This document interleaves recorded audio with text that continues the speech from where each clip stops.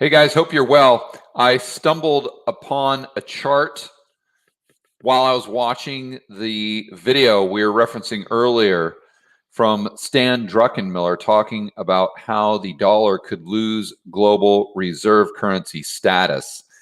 And when he pulled up this chart in this interview with CNBC, I almost fell out of my chair. I could not believe what I was seeing. It was the same reaction I had when I was doing that research on the Bureau of Economic Analysis on their website, where it showed that income levels actually went up from Q1 to Q2 in 2020, while unemployment was just going completely through the roof, like Great Depression levels of unemployment, while incomes somehow are going up. Obviously, we know how, through stimmy checks and increased unemployment benefits. And then I had the same reaction when I saw that in March, sure enough, in March of 2021, incomes went up in the United States by over 20% again.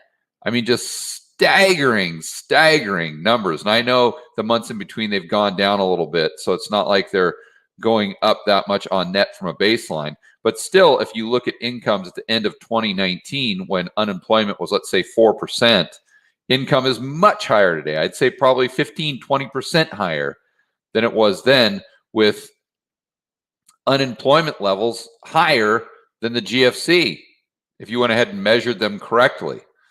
So this chart that Stan has is at that level.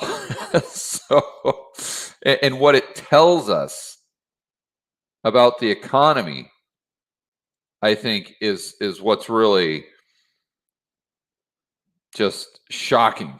I mean, and then when we get done with the Stan explaining the chart, I'm going to come back and give you some more anecdotal evidence on these distortions that I'm personally seeing in the economy, which tells you that the supply side of what's happening right now in the United States has completely derailed. I mean, it's just a Frankenstein monster right now as far as that portion of our economy.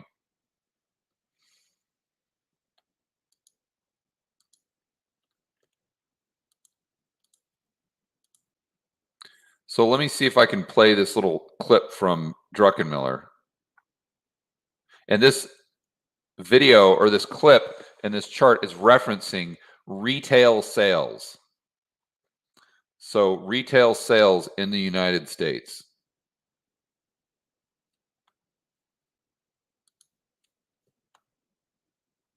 Retail sales. Okay, so if you look at this is a chart of retail sales the last 20 years. And as you can see, they grow about 3% a year. And after the great financial crisis, it took about 60 years to get back to trend. If you look at the current... So just, it cut out right there. But what he is saying is, after the GFC, it took about 6 years to get back up to the same level we were prior to the GFC. And this makes a lot of sense. You guys have heard me talk about this in my videos, and I'm sure, I mean, you guys lived through the GFC. In 2009, when we thought that the world was coming to an end, and even in 2010, were the restaurants just packed full of people? Did used car prices go up by 30%? No. I mean, I remember back in 2012 even, when I started to remodel houses, I put up an ad in Craigslist for just kind of laborer guys, you know, just kind of handymen that could do drywall and painting and, you know, just basic stuff when I was doing these cosmetic remodels. I remember I got 100 applications within the first hour of the ad being live on Craigslist. And I was offering like, I don't know, I think like $12 an hour, like $15 an hour, something like that. I mean, I'll bet you if I put up that same ad today, it could be up there for 4 weeks and I wouldn't get a take at $20 an hour. Right? And again, you guys remember back then, all the restaurants were empty. You could get a reservation anywhere. I mean, but that's what happens in a recession. The definition of a recession is an economic slowdown. So anyway, let's just remember this point he's making. From where we ended, or where the recession started, GFC, it took us 6 years for retail sales to get to the same level. You can see my pointer here. Let's move on. Recession, it's like nothing we've ever seen. A sharper decline, but then within 6 months, you were back to trend level. And you see, check one, that's the first stimulus package. That's the one I have no problem with. I think it was the right risk reward, which was right at the bottom. But look at check two and check three when they're coming. Not only are we back to trend, we're now 15% above trend. Put that in perspective. Retail sales grow at about 3% a year. So we are 5 years worth of demand above trends. There's some pull forward. So that pretty much summed it up right there. So last time, the GFC, it took us 6 years, like we're saying. This time, it took us 6 months to get back to that trend line. And now we're 15 or 20% higher. You can see this big spike right now. And just the back of the napkin math, Druckenmiller says that we're at a point now where, based on just a normal, healthy economic growth that's sustainable, we're at a level now where we should be in 2026, 5 years from now. And it's all a result of the government creating funny money. I mean, how can you look at this and say, you know what, I think this ends well. The Fed, the government, they're going to go ahead and stick the landing on this one.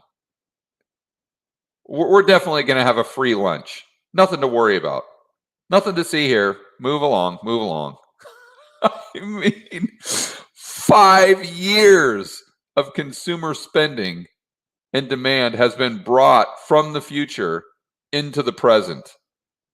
If that doesn't blow your mind, I don't know what will.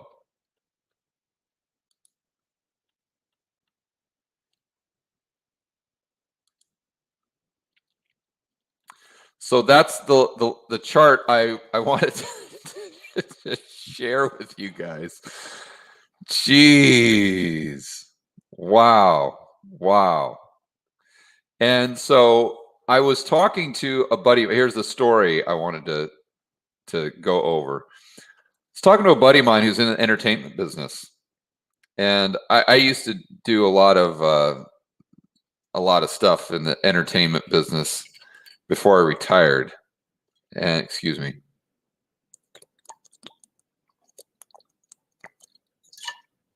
So I know a lot of these casting directors and agents and whatnot. And I was going back and forth with my buddy who books a lot of talent for some of his events. And he's doing an event coming up here, I think within the next couple months. And he's trying to get, hold on a second. It's some rapper guy that I actually like. I like him a lot. He's really good. I forget his name though. G-Eazy.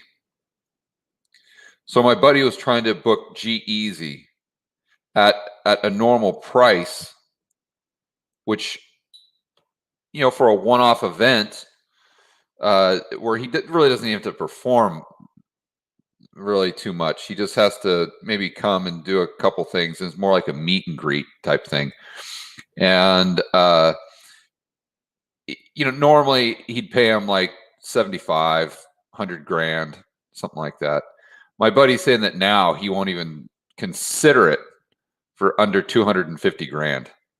Because all of these venues in Vegas and these Indian casinos and whatnot, they're all opening back up, and therefore they're just throwing money at all of these entertainers to come and perform at their venue. And how do they have all the money to throw at them?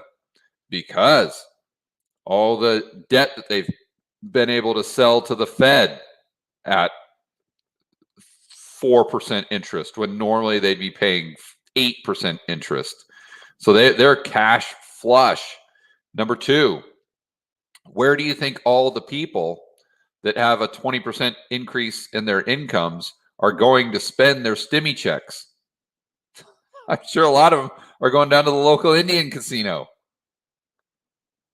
So you see how when the Fed and the government does one thing, we need to help out people who are hurting right now. They take it, and the unintended consequences are totally incalculable. You just can't even fathom how it distorts every little transaction and every big transaction, and this trickle down effect, this domino effect that it has, and just completely destroying any semblance of a free market economy that we had before. Wow. And I know I was talking to him directly about booking Sheryl Crow, because I'm doing an event in January with Hartman and with Kenny McElroy. And it's going to be a very kind of an exclusive deal for this program that we're setting up. That it's going to have a maximum of 100 people. It's going to be kind of like a Rebel Capitalist Live, but it's a lot different. It's only with a max 100 people. We'll probably only have 50.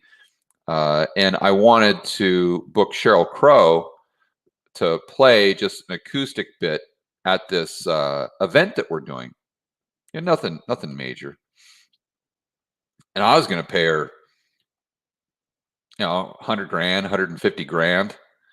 And, back before I retired, I mean, everyone knows Sheryl Crow. I mean, she's great, but you could have got her for 100, 150 grand for just kind of like a one-off thing, just for come and say hi and do a couple songs for an hour. I mean, give me a break. And now they're telling me, she won't even consider it for under 350 grand. Like, what? Okay. I mean, it anecdotal, I know, but it's a story that just shows you the level of insanity we are dealing with, and how the price of everything is just going berserk because there are so many currency units that are chasing fewer amounts of goods and services. I mean, we see it just playing out right in front of our eyes. We see this happening in real time. I'm just telling you guys stories from what's happening in my life. And even the rental car I rented, the price was ridiculous because they got so much demand. And I know that you guys have 10 stories of your own, which would reflect exactly what I'm saying and the experiences that I have had. So, I mean, it's not a question of inflation. That question's gone. It's just a matter of if the higher prices will be sustainable or if they will sustain long term. Are we going to have a 1970s where year after year the prices go up higher and higher and higher and higher? Or are we going to have this one shot in the arm where prices just skyrocket up 10, 15% to the level that matches up with the kind of the supply demand equation with all the new currency units that have been created and are in people's back pockets that they're spending right now? But if that stops with all the distortions that we've created, now you're going to have an environment where it's going to be disinflationary. So we could see prices in 2021 go up by, obviously this won't be reflected in the CPI, but we could see real prices go up by 15%, 20%. But if the spigot stops or doesn't increase exponentially, then we could see this scenario where prices only go up by 5% in 2022. Then prices only go up by 1% in 2023. And then maybe, who knows, we even get into deflation. I don't think we get into deflation with consumer prices, but maybe with definitely with asset prices in nominal terms. You know, maybe we have a big deflationary bust with the housing market or the stock market, something like that. It's just this is unprecedented. I mean, even what Druckenmiller was saying earlier in the video that we went over in our last live stream, he says he's never seen anything like this. Obviously he's a student of economic history, and he's never seen anything like that. He in all of the American history and the history of the world with other economies, nothing is like what we are seeing right now in the United States as far as the fiscal and monetary policy.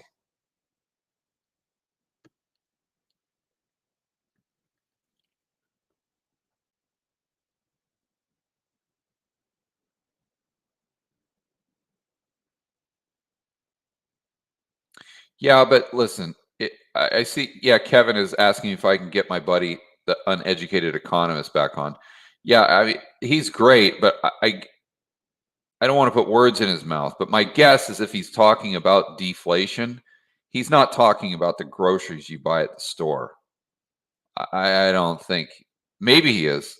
I think he's probably referring to asset price deflation, where you have all these businesses going bust, and therefore, you know, stocks are crashing. You have something similar to what we saw in 2008.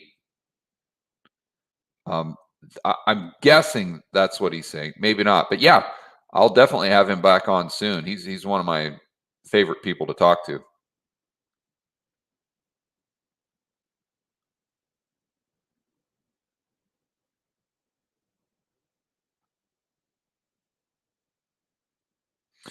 All right, guys, I'll go ahead and leave it there. Let's do some shout outs.